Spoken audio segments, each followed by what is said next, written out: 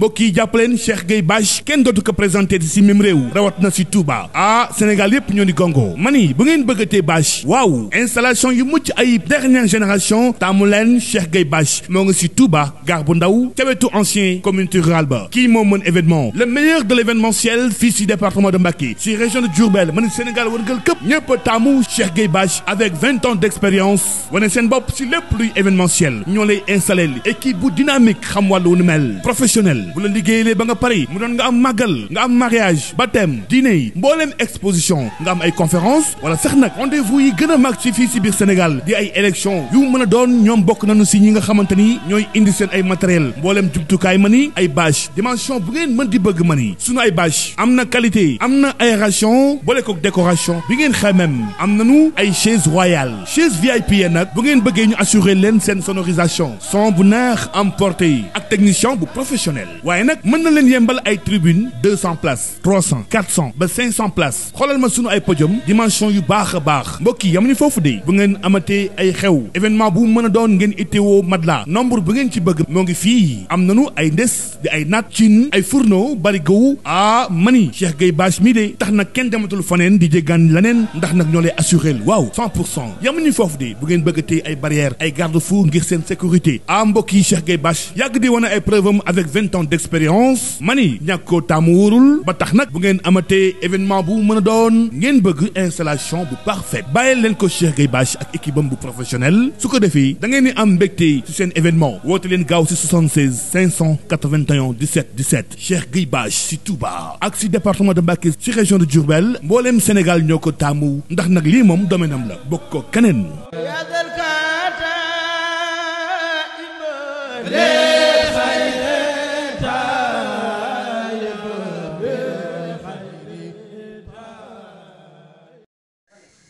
asalaamaaleykum wa rahmatullahi taala wa barakatuhu mbokk ñi topp di ñu déglu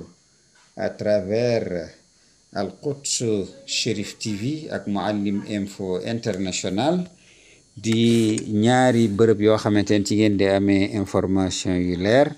yu am solo ci li nga xam ne mooy situation géopolitique bi am fële ci Proche ak Moyen-Orient te seq ko entre Israël ak Amérique ci wàlla Iran ak Yémen ak Palestine ak Hezbollah ci wàll ak Irak donc mu nekk loo xamante ne lu am solo yi ci gën a fës nag mooy conséquences yi nga xamante ne ni mën na am bu dee Iran dafa suspendre li nga xamante ne mooy coopération ak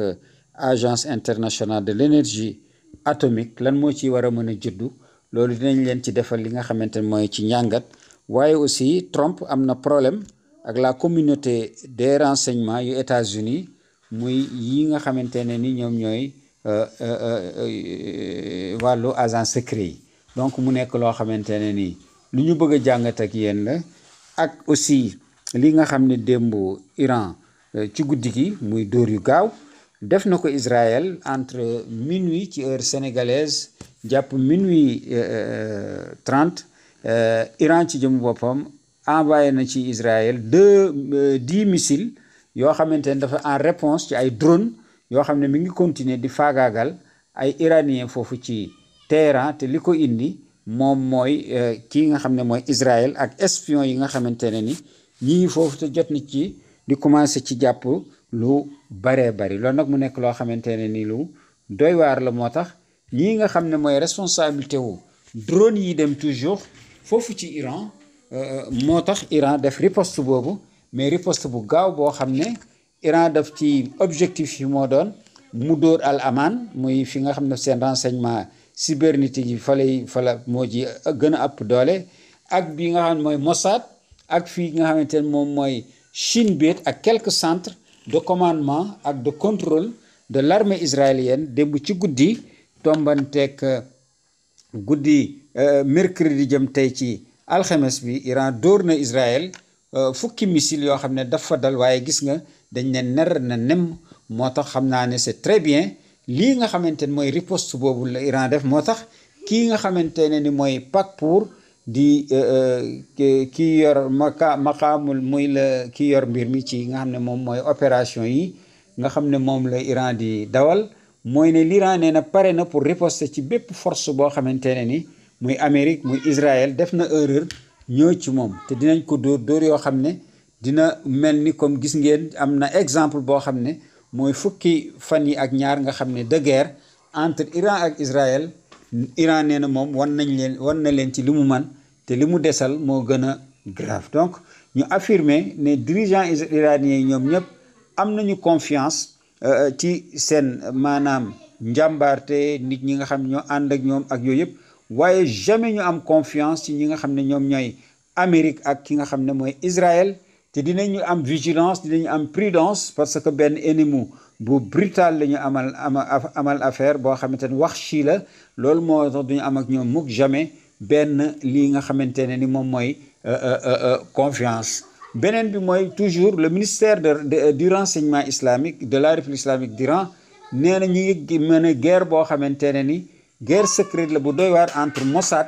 CIA ak MI6 MI6 nag Mossad Israël la CIA Amérique la MI6 Grande-Bretagne la donc mu ne ñu ngi xeex ñoom ce ministère nag nee na également ñu ngi annoncé ne lutte bi dafa metti lool te dafa multidimensionnel dafa bari ay maanaam ay kanam yu wuute ci agence de renseignement yooyu nga xamante ne ni dañoo bañ République islamique d'Iran surtout Mossad ak CIA ak MI6 donc ministre bi noté na appui yi nga xamante ne ni ñoom la appuyé wu di sukkandiku ci ay yeneen réseau yoo xamante ne renseignement xam nga état dafa compliqué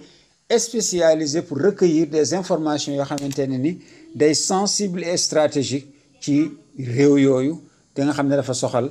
Iran mu préciser ne opération yi nga xamante de surveillance dañ ci boole li nga xam ne mooy activités yoo xamante ne ni dañ ko lëkkaleeg ay négociations nucléaires indirectes yi nga xamante ne amoon na te ak aussi comportement wu administration wu Trump ministère bi révélé na aussi ne fournir na ay évaluations précises des renseignements au plus haut dirigeant du pays mu tàmbale ko ci Ayatollah Khamenei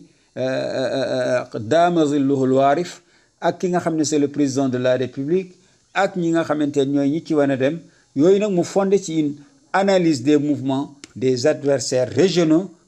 et internationaux régionaux yi mooy arab yi parce que yéen ñëpp xam ngeen ne arab yi dañ def istitaaf mooy ils se sont alignés directement à la cause israélienne contre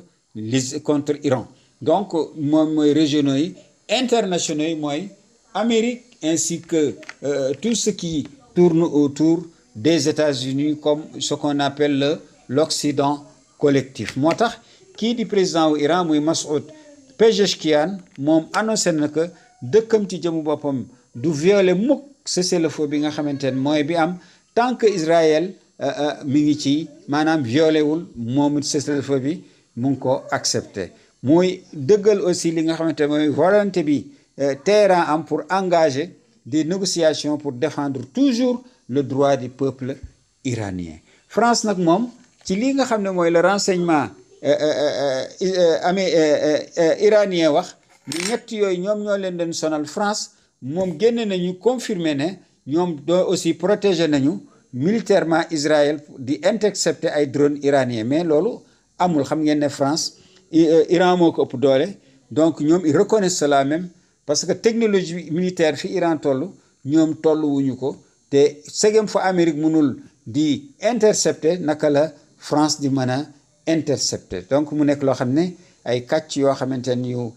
tooy xep yoo xam ne Macron ñu ngi def seen menin sur ce plan le ministre iranien de la défense moom actuellement mi ngi Chine ci benn sommet boo xamante ne ni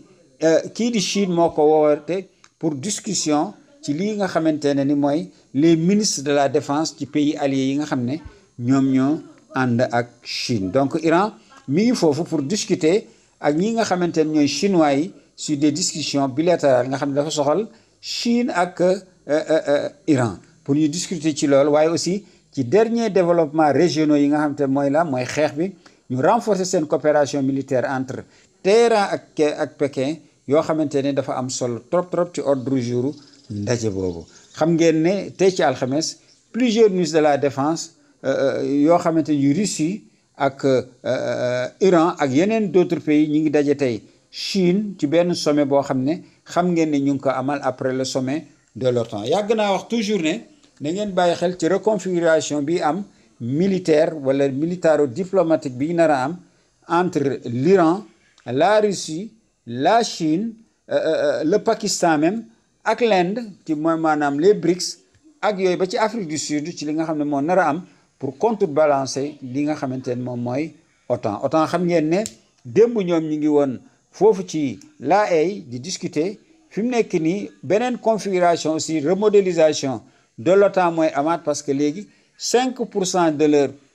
maanaam PIB boo ko nañ ko ci défense léegi dañuy joxe xaalis pour ñu défendre bu ko defee Amérique mun leen défendre contre la menace russe. Donc mu nekk loo xam ne lu am solo bu du yàgg rek aussi di ngeen dégg la menace iranienne parce que les missiles intercontinentaux yu Iran am mën na dem ba France mën na dem ba Allemagne mën na dem ba fii nga xamante ne ni moom mooy Angleterre segem fi jege nii moo ko mënul régler waxantuma laaj ñi nga xam ne ñoo gën a sori moo tax ñii di Europe yàlla da mel ni ku ñu alak mooy ne nga nekk pays nga mën a dem te mënoo dem nga bàyyi sa mbir yëpp nga jox ko États-Unis mu di la këll-këlleek ko wëllee loolu dafa nekk loo xam ne lu ñaaw ci Europe boo xamante ne nii dafa waroon a góorgóorlu nekk benn mais démb le sommet a montré de l'OTAN que Europe du dem représentant permanent bi nga xamante ne mooy bu Russie bi nekk auprès des organisations internationales à Vienne mu Mikhail Ulyanov moom na décision wu Iran bi nga xam ne moom la jël pour suspendre coopération bi nga xam ne moom la amee ak agence internationale de l'énergie atomique mooy AIEA loolu nekk luy bett kenn parce que nee na moom Ulyanov nee na amul dara lu ci bett ndax ci décision bi nga xam ne moom la parlement iranien bi jël pour bañ a coopérer ti ak ñi nga xamante ne mooy l'agence internationale de l'énergie atomique donc mu ne benn évolution la boo xam ne bu naturel tatawur tabii boo xam ne dafay am ci après attaques yi nga xamante ne ni américaine contre les installations nucléaires iraniennes mais également israéliennes donc kii nga xam ne mooy Baqai muy le porte-parole du ministère des affaires étrangères bu Iran nee na Iran déterminé na pour préserver l'énergie nucléaire pacifique l'Iran dina continuer di defar énergie nucléaire pacifique loolu nag ki ko wax mooy Baqai le porte-parole du ministère des affaires étrangères donc nee na Iran am na pleinement le droit en vertu du traité non prolifération des armes nucléaires nucléaires ak ci article 4 d'utiliser l'énergie nucléaire à des fins pacifiques donc Iran ci jëm boppam il est déterminé à préserver ce droit en toutes circonstances nee na beaucoup de contradictions nag ci biir loolu am na ci lii nga xamante ne ni moom mooy au sein de la bureaucratie américaine ak l'establishment américain mooy alors qu'il parlait de diplomatie ñaari fan rek après ñu ñëw ñu attaqué fër ci Iran ñu ñëw ñu attaqué lii nga xamante ne ni moom mooy Iran donc naka la ñu mën a jóg ci diplomatie pour di trouver ay solution pacifique ñu jékki-jékki rek ñoom il attaque l'Iran donc xam ngeen donc Israël ki ko jox feu vert c'est l'Amérique pour mu attaquer Iran waaye gis ngeen li nga xamante ne mooy ci génn ñu mel noonu nag nga xam ne da ngay wax ak ñoom pour wax jàmm ñu jékki-jékki moment bi ñu lay def accolade ci la ñuy jëm ci ginnaaw ñooñu naka ngay amee ci ñoom confiance parce que lii nga xamante ne nii dañu ko ay sujet la yoo xam ne différent yoo xamante dañ koy aborder léegi nag dañ ko waroon a aborder différemment ils doivent maintenant répondre à leurs agressions balaa ñuy wax ci mbiru jàmm divergence nag am na ci diggante ki nga xamante ne mooy président Donald Trump ak la communauté du renseignement américain ci dóor yi nga xamante ne ni moom la ñu ne attaqué nañ ko les installations nucléaires civiles iraniennes mu nekk loo xamante ne ni Amérique moo ko def Israël def na munu ci mu nekk loo xamante ne ni lu doy waar la luy wone li nga xamante mooy tension yi nga xam ne moo am entre kii di Donald Trump ak la communauté bi nga xamante ne mooy de renseignement parce que ñoom ci seen jëmu bopp parce que Trump bi dóor bi amee rek dafa génn mu ne voilà position Trump dafa génn mu affirmer publiquement que que frappe yi nga xam ne mooy américaine nga xam ne def nañ ko conjointement avec Israël moom ci jëmu bopp nee na complètement et totalement oblitéré, c'est-à-dire ñu nekk yoo xam ne am solo waaye aussi dafa nekk loo xam ne dañ ko def niñ ko war a defee ba kenn mënu ci am looy laam-laamee ci installation yi. loolu nag def nañ ko ba nga xam ne dana retardé programme Téhéran ci ay maanaam ay at yu bare ay fukki at yu bare te nag mu présenté loolu coopération bi moom Trump mu nekk un succès boo xamante ne stratégique majeur boo xam ne dafay mettre li nga xamante ne mooy la puissance de feu américaine notamment l'usage de bombardiers furtifs B2 ak de bombes GBU-57 ci sud de Fordo ci Natanz ak ci Esfahan. donc nag xam ngeen ne Trump bi mu waxee loolu ñii di américains yi mooy le service de renseignement américain CIA dañ ko wedd ci loolu ne ko loolu amul ak ñi nga xam ne ñoom ñooy les journalistes. loolu nag mu metti ko trop metti boo xamante ne ni dafa ëpp ba tax na loolu mu attaqué leen parce que évaluation bi nga xamante ne ni mooy bi renseignement américain def mooy en revanche rapport bi ñu joxe bu préliminaire de la défense intelligence agency muy DIA mooy dafa contredire li nga xam ne mooy version bi Trump wax selon cette évaluation frappe yi yàqul li nga xam ne mooy les installations nucléaires pacifiques iranien waaye benn partie rek la yàq te mooy bâtiment yi nga xamante ne ni agence 100 moo nekk ci kaw ci wet gi yooyu la yàq te mu muy ci wàllu programme nucléaire bi donc du retardé li ñuy wax naan ay moins de ay année ñoom daal nee nañu peut-être fii ak 6 mois mën na ko retardé waaye yëpp ñoom ñëpp ay fenkat lañu fenkat bu mag bu ndaw ak bu intermédiaire moo la ñuy gis ni ngay gis ci ñoom ñoo xamante ne ni dañoo nekk ñoo xam ne kàcc ak duur ak sos mu mel ni ñuy jouer ñu ngi jéggulu mu mel ni ñuy jouer film moom moo nekk ñoom xam naa li capitalu maanaam cinéma nekk ci Hollywood moo tax toujours ñu am cette nostalgie de jouer toujours sur les consciences alors que ñoom dañuy nax seen bopp parce que ku xam Trump xam nga ne Trump dafa nekk koo xamante ne ni ku ëppal la il compare un élément aux autres exemple bare fu mu ne c'est la ville moom da ci yokk la plus peuplée du pays moom dafay choisir toujours le chemin mu ne le moins dangereux donc da ngay gis superlatif yooyu absolu il exprime une qualité à un degré très très élevé daraja aali jiddan fil i'tibar wala fi taabir donc mu nekk loo xamante ne lu doy waar la muy ëppal moom mënul wax gentil dafa naan super bien dafa naan non très bien dafa naan big mean ci bu dee ci anglais biggest nga ne ace mu ne most donc gis nga mu nekk koo xamante ne ni dafa ëppal moom donc amul benn terme boo xamante ne ni mooy bu ñu mën a rek kiiwal Trump lu dul li ñu tuddee li ñu arab français tuddee emphatique mooy koo xam dafay exagérer pour insister ou impressionner loolu jikko boobu ñëpp gis nañ ko ci Trump dafa nekk ko hyperbolique koo xamante ne ni s'il emploie des expressions exagérées souvent pour dramatiser ou amplifier donc kooku dafa nekk koo xam ne ku ëpp ci lépp na ngeen ko xool li may wax nii donc mu nekk grandiloque moo koo xamante ne s'il utilise un langage pompeux ou excessif voilà même le exactement mu nekk un flatteur s'il maanaam koo xam il emploie des superlatifs pour séduire ou plaire c'est le meilleur par exemple café du monde c'est ça je suis le meilleur président que les États-Unis n'ont jamais connu donc yu mel noonu moo tax mu nekk koo xamante ne ni fen ak kàcc ak yu demee noonu du dara ci moom day wax nii léegi génn ci léeg donc loolu nag li ko indi moom mooy dafa njëkk a wax rek déclarer alors que la communauté des renseignements des États-Unis génnul wax ci li nga xamante ne mooy rapport bi pour xool lan mooy li xew foofu ak li ñu def na moo ci nekk mooy implication yi nga xam ne nag mooy stratégique yi ci am nañ ci boole li nga xam ne mooy fakku rumus mooy fexe def analyse waaw yoo xamante ne déchiffré li nga xam ne mooy liy am moom mooy bu ñu dee xool di jàng mooy di ngay gis ne implication stratégique yi ci nar a am ci divergence boobu nga xamante ne ni moom mooy entre la communauté des renseignements des États-Unis waaye aussi ak politique bu li ci am problème mooy crédibilité politique parce que yii bu amee ci guerre wala yu demee noonu dañuy bàyyi ak service yi nga xamante ne mooy compétent mooy renseignement ak yooyu ñoo ñuy évaluer ñu joxe mais fii toujours Trump dafay bëgg di capitaliser ci image boo xamante de fermeté bu maanaam, mais les évaluations techniques nuancent fortement l'impact réel des frappes moo nekk mu doy waar. Risque de désinformation boo xam ne dafay nekk stratégique te yëpp nag yooyu am na ay jamono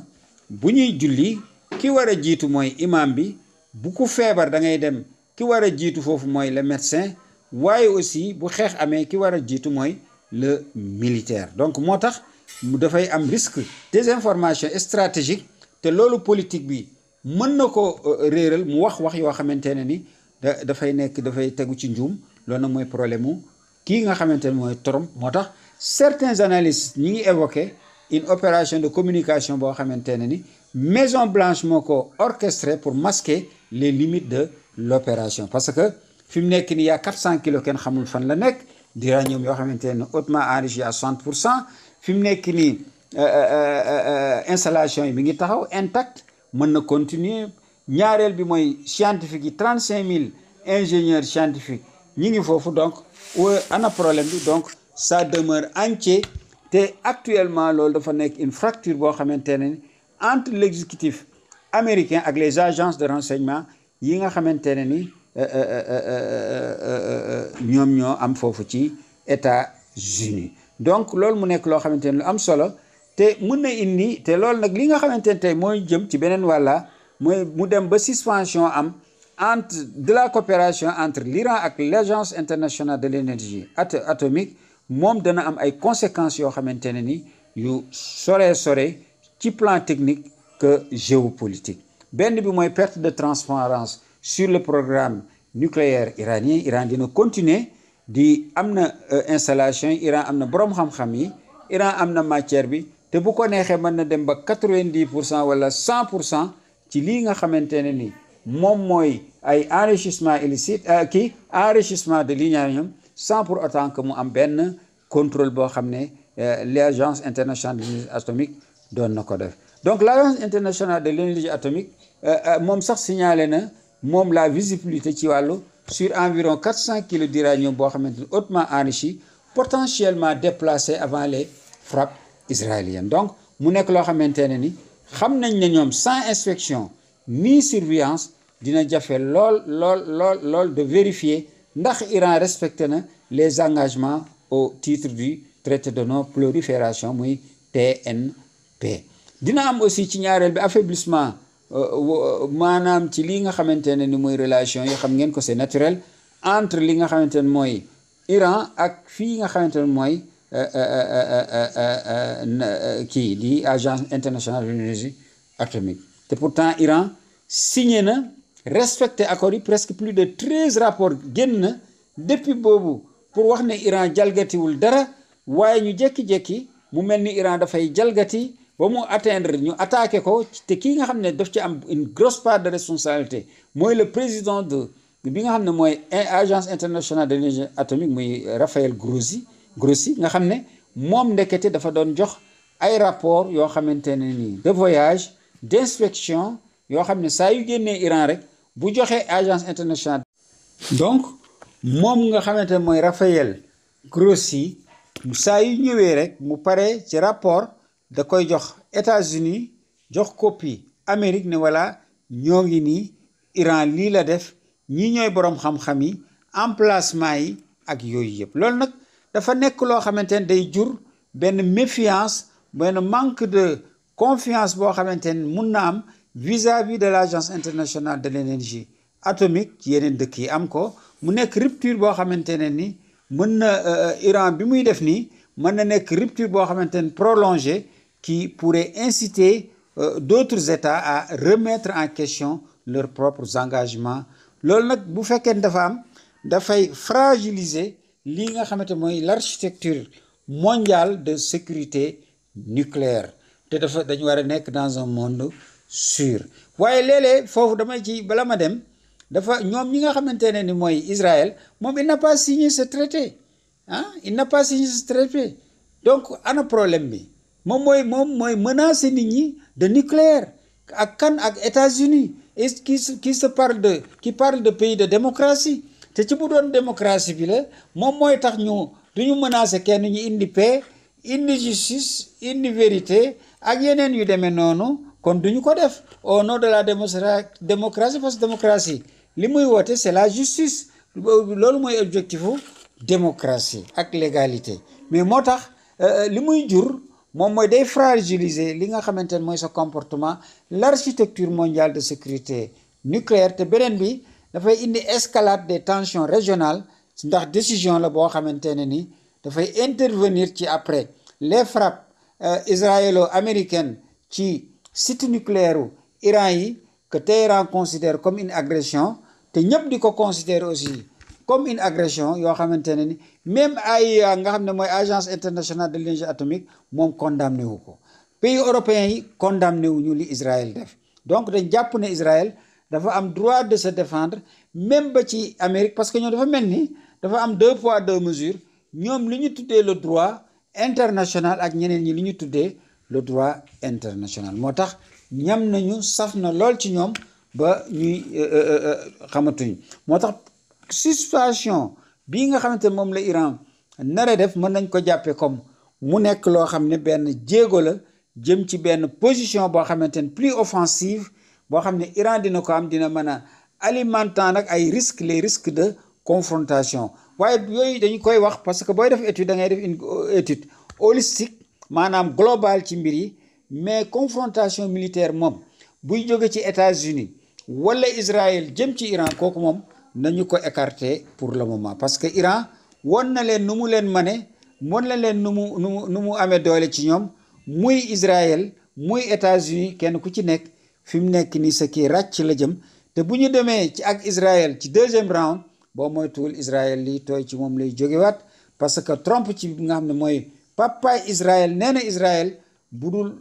ba tax mu saaganteeg moom Netanyahu bërki dem, nee na ko bu da ngay nangu pour def maanaam cessez-le-feu ak Iran, wala ma bàyyi la ak Iran, duma ci dugg, Iran écrasé la. donc mu nekk loo xamante ne ni lu am solo. moo tax réaction internationale wala sanction bu Iran jëlee suspension bi, loolu moo ci mën a am, te loolu sanction économique lay mën a doon wala diplomatique, te Iran moom mi ngi ci koy subir depuis 47 ans de son existence. te buñ ko isolé aussi Iran ci chaîne internationale nekkatul lu mën a nekk, parce que Iran bu njëkk ak Iran bu léegi du benn, parce que gën nañu wane doole bi nga xamante ne mooy bi ñu am, te tout le monde a dit que Iran a pris maanaam la victoire sur l'Israël. te Amérique aussi moom yàkkamtiwul pour sëgg bëre ak Israël. te Iran bu defee lii day gën a accélérer programme nucléaire am, mu nekk loo xam ne kenn dootu ko contrôler, te dina mën a gën a gaaw a progresser, comme ni ko le président du parlement iranien waxee, Mohammad Baqir Ghalibaf, mu wax ne le programme nucléaire pacifique dina gën a progresser désormais à un rythme plus soutenu. loolu nag dina nekk loo ce qui signifie que augmentation au niveau d'enrichissement bi mi ngi nekkoon de 60 mën nañ ko yóbbu 90 ba 100. ba pare dina am une diversification des capacités avec des implications stratégiques majeures. donc mën nañu gis ne scénario yi nga xamante ne mooy am ci moyen terme, wala ñu comparer ko situation yi nga xamante ne ni mooy yu ko jiitu woon, comme le cas de la Corée du Nord, nga xamante ne ni dina gën a mat tax ñu gën a cerner, gën a comprendre li nga xam ne mooy les dynamiques de rupture avec l'AIEA et leurs conséquences stratégiques. moo tax jiitu mooy da ngay gis ci analyse structurée yi ñu mën a def, mooy di ngay gis ne scénario à moyen terme pour l'Iran mooy mu accélérer programme nucléaire am hors contrôle international, comme ni ko Corée du Nord doon def en 2009. l'Iran dina mën a poursuivre l'enrichissement d'uranium à des niveaux militaires sans surveillance, sans contrôle, te loolu mën na renforcer soupçon yi nga xamante ne ni d'un programme à visée militaire même sans preuve directe. loolu moom bul faale la, parce que am na doole bi pour mën a défendre ses boppam, am na doole bi diplomatie bu dëgër, am na militaire bu dëgër. donc loolu nekk loo xamante ne ni lu am problème. soupçon moom c'est gratuit. donc pression diplomatique pour Iran depuis 47 ans, Iran mi ngi subir des pressions diplomatiques, économiques, donc yu accrues. sa bi ñu yàggul nii la ñuy indi boole ci pression militaire, waaye gis ngeen fi tooy mooy fii Israël ak États-Unis. te buñ ko defee isolement international, ngeen xam ne Iran bu njëkk ba avant ñu koy attaqué ak bi nekk nii léegi dafay wute. kenn dootu ko xeelu, kenn dootu ko xool catu bët. Iran da nga koy xool ak respect boo bëggee am jàmm. donc moo tax les États-Unis, l'Union européenne, mais également Israël, ñoom ci seen jëm bopp mën nañu def lu leen neex di intensifier li nga xam ne mooy sanctions yi, voire même ñu envisager naan dañuy defaat ay frappe préventive. waaye Iran actuellement dafa nekk pays boo xamante ne gaynde la te dafa pare pour xeex. moo tax te tubaab yi ñoom dañoo ragal. moo tax ngëm rek sang bi moom mooy doole. loolu nag dañuy rappeler ci la stratégie de pression maximale appliquée à Pyongyang. kooku kenn mënu ko def Iran. mun na am course régionale nag à l'armement ci décision Iran bi bu ko defee, comme l'Arabie saoudite ak ay puissances du Golfe lu mel ni Turquie ak yooyu, ñu am seen programme nucléaire civil wala militaire nga xam ne États-Unis moo leen ciy dimbali. waaye loolu dafay mujj nekkaat beneen menace contre l'Israël, mu nekk loo xamante ne lu doy waar. donc luy am solo mooy dina am retour à la table des négociations sous contrainte boo xam ne dañuy gis ne Iran mën na utiliser suspension boobu mu nekk comme levier pour obtenir des garanties de sécurité. waaye dana nekk loo xamante ne ni mu mën a jur ay cycle de négociation yi nga xam comme Corée du Nord def na ko ak ñi nga xamante ne moo doon tubaab bi. donc mu nekk loo xamante ne lu am solo la, loo xam ne war nañ cee bàyyi xel. kii nga xam ne le commandant en chef du gardien de la révolution bu Iran, le général de division Mohammad Pakpour, affirme ne démb ne l'Iran du hésiter di riposter avec beaucoup de rigueur de force toute agression boo xamante ne israélienne la wala Amérique. parce que nee na actuellement force iranienne dañu pare ci préparation yoo xamante ne ni psychologique, mental, moral, yoo xamante ne ni dañu pare pour yëngal maanaam képp ku leen attaqué. perte yi nga xamante ne nag moom la ñu xaymaagum foofu ci Israël toll na ci 20 milliards de dollars.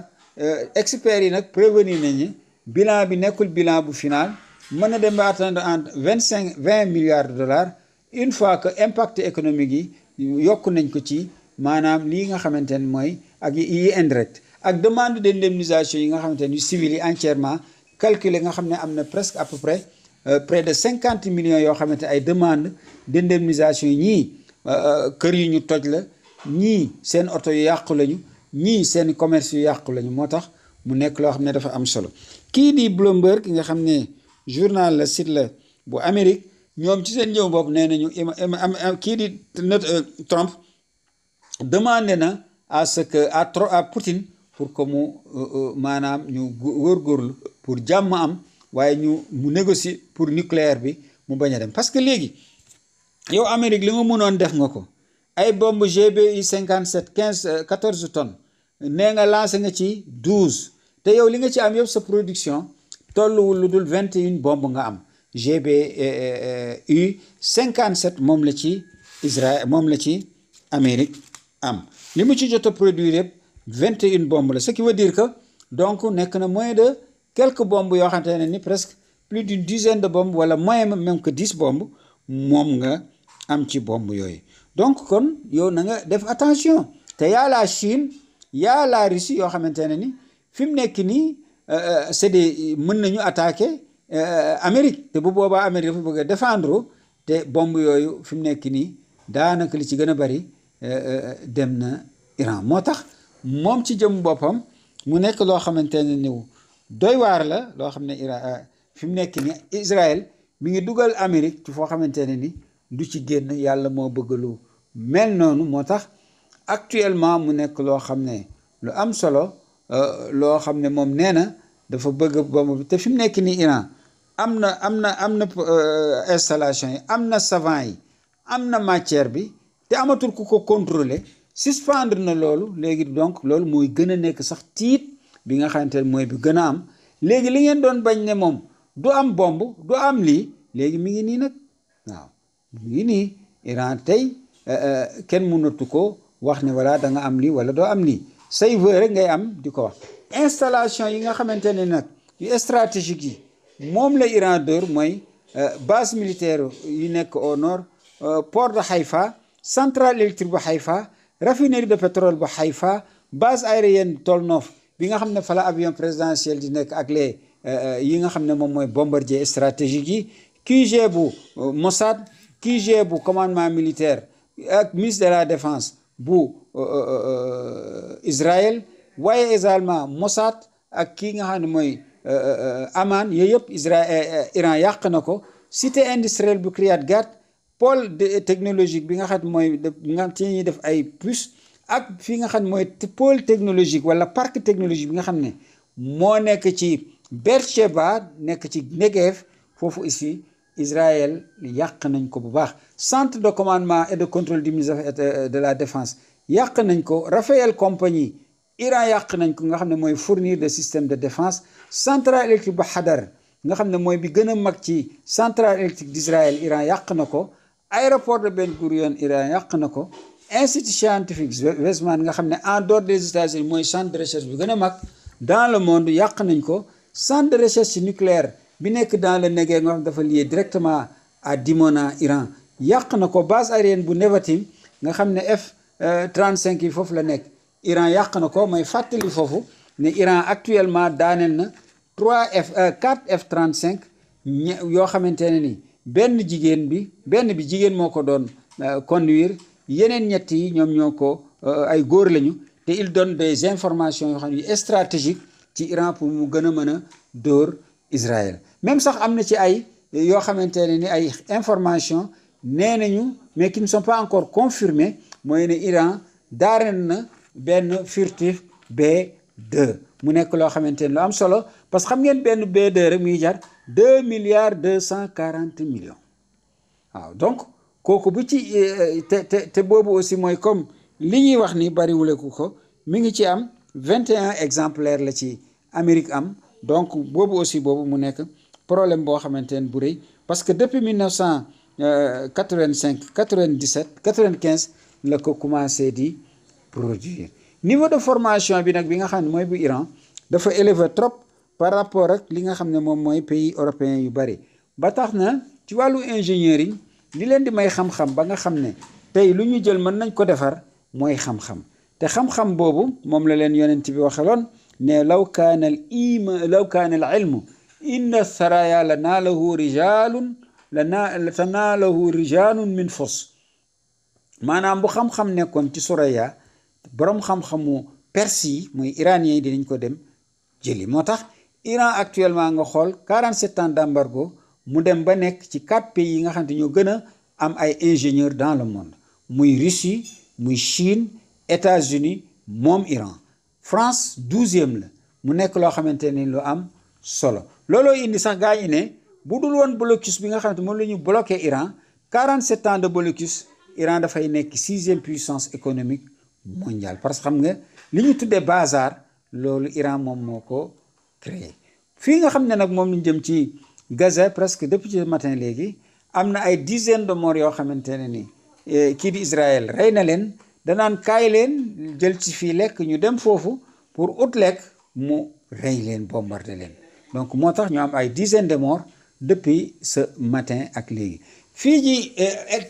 Tel Aviv nag def nañu fa benn foo xamante ne dafa nekk benn li ñu tuddee ay affiche bu géante une affiche géante boo xam ne day célébrer nouvelle alliance bi nga xamante ne mooy bi am entre Israël ak pays arabes yi ci photo yooyu na nga xam dañ ko taf ci Tel Aviv di ngeen gis plusieurs dirigeants yoo xam ne le prince Mbessi mbuy bu Arabie Saoudite président wu Syrie Achara ak ki nga xam ne mooy le roi du Maroc ak yeneen ñi nga xamante ne ni mooy bu Bahreïn yooyu yëpp mu nekk ak kii di seen élimaan muy kii di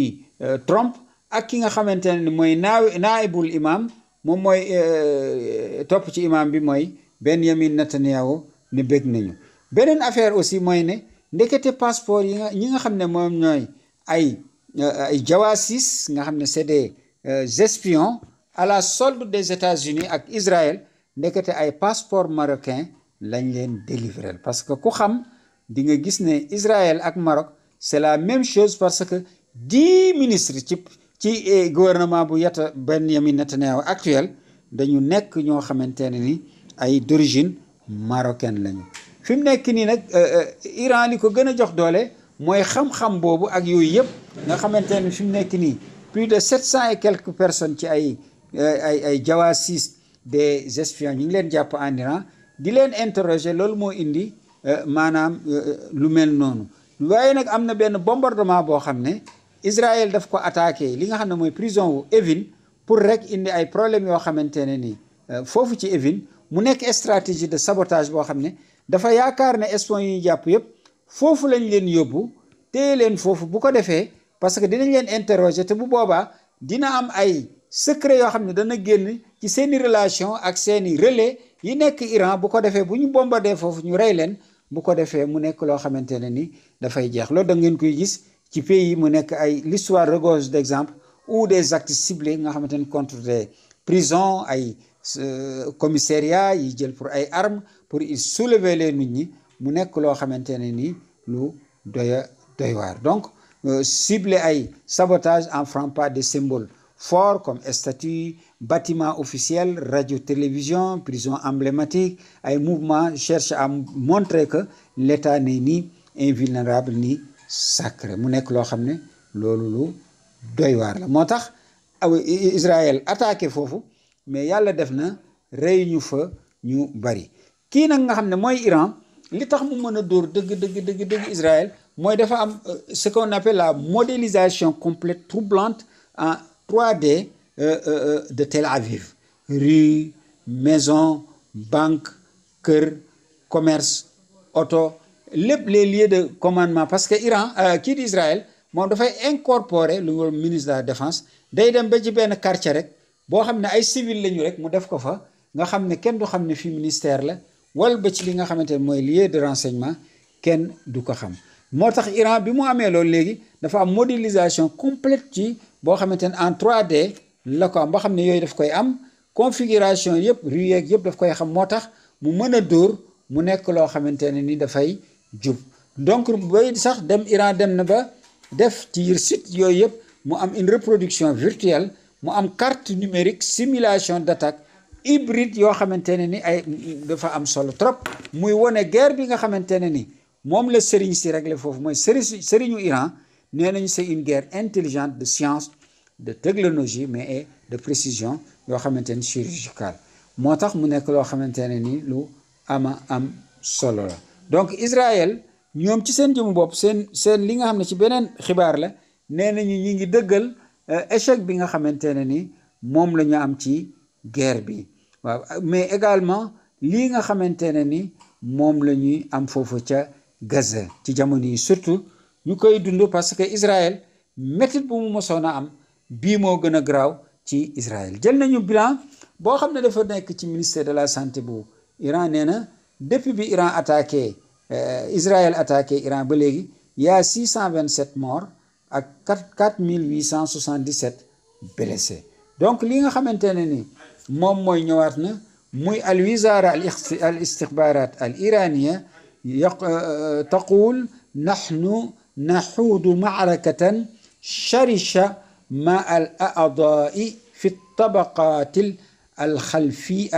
الخفية من جبهة القتال على المستوى الوطني والإقليمي والدولي وخلنا لولو سانخ mooy ne le ministère des renseignements nee na sunu xeex dafa metti lool dafa dur ak sunu noon yi ci niveau yu bari yoo xamante ne dafa làqu ci mbàllu xeex mu nekk ci niveau national régional wala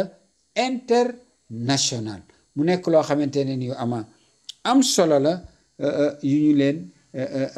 indil maanaam li nga xam ne nag foofu laay kii mooy ne Witkoff nee na nañ daal mooy nga xam ngeen Witkoff Steve Witkoff c'est un envoyé spécial du président Trump xaritam la businessman la di avocat nee na foofu nga xamante ne ni moom nag la envoyé foofu ci Moyen-Orient nee na man daal am naa yaakaar ñu am jàmm boo xamante ne dafay am une paix globale entre ñun ak Iran parce que ñu ngi génne di wax naan dañu war a commercer ak Iran donc loolu lu mu indi moom mooy mu génne lii nga xamante ne ni moom mooy ñu lever les sanctions parce que moom nee na am na sentiment que bu rëy ne Iran ci jëm boppam pare na pour loolu mun a am effectivement in janahu listin fajnah laha bu ñu nangoo def jàmm defal jàmm loolu mooy civilisation. waaye bu ñuy dof-doflu di indi ay problème yow indil solution rek. sa solution mooy nga régler ko sa bopp parce que ñii duñu ñu baax ñoom li ñu xam mooy mbëwal boo xamante ne dafay taxaw ne tem li ñuy wax bu ko defee ñu moytu la mais boo ko defu rek da ngay am problème devant surtout ñoo xamante ni amuñu ngëm amuñu loi amuñu dara te ànd ak ay munafiquun al arab ñoo xamante ne ni al arabu ashaddu kufran wa nifaqan li alquran di wax ñoo gën a bon ñoo gën a saay-saay ñoo gën a wuyu ñoo gën a naafiq ku yàlla bind muy arab xam ngeen leen donc mu nekk loo xamante ne lu doy waar mooy yonent bi wor yonent bi wor yàlla wor alquran wor seen bopp wor seen xeet wor seen cosaan wor seen histoire mooy arab moo tax ñoo yées ci ñi yàlla bind moo tax kuy jëf ak ñoom da ngay góorgóorlu nga bàyyi xel ci seen mën a wor ci seen caay-caay ci seen màndite moo tax loo xam ne lu am solo yàlla di leen booleel toujours depuis bu ñu nekkee ñoo xamante ne ni dañuy yéeg seen kaw di leen war di ndulli di dóor di pes di rëkk ñun te duñu ñeme wax piib waaw ñoom daal arab li mu ñeme moom mooy yàpp ginaar maanaam ginaar ak li nga xam mooy ndawal arab ak meew ak fromage yooyu la arab ñeme waaye yi tàng duñ ko mun mukk duñ ko def moo tax voyage sax dans le monde ñoom duñ leen boole ci li nga xamante ne ni ci wàllu Nations Unies les forces d'intervention des Nations Unies parce que seeni yooyu yëpp ñuy sol ak grade de grade fan la ñu dem ay kàcc la rek ak i sos parce que ñemewuñu dañoo wor yàlla te pourtant day arab bu njëkk ba da doon nekk ku ñeme dee ba kii di Napoléon naan moom bu amoon ci arméem ay arab dina maanaam ñu nekk majorité il va conquérir tout le monde donc mbokk yi fii la ñuy yem ak yéen di leen nuyu di leen ziyaara am mbégte lool boo xamante ne ci ànd ak yéen à travers Mouhalim Info International TV waaye également à travers Al Quds Cherif TV di leen nuyu di leen santaat di leen gërëm di laajaat toujours ngeen di abonné ci chaîne yi waaye aussi di ko partager di dimbali ci matériel ci xalaat ci am ci xaalis pour que mu am ay matériel yoo xam ne dina gën a yombal liggéey bi dina ko gën a rataxal incha allah wasalaamu aleykum wa rahmatullahi taala wa barakaatu.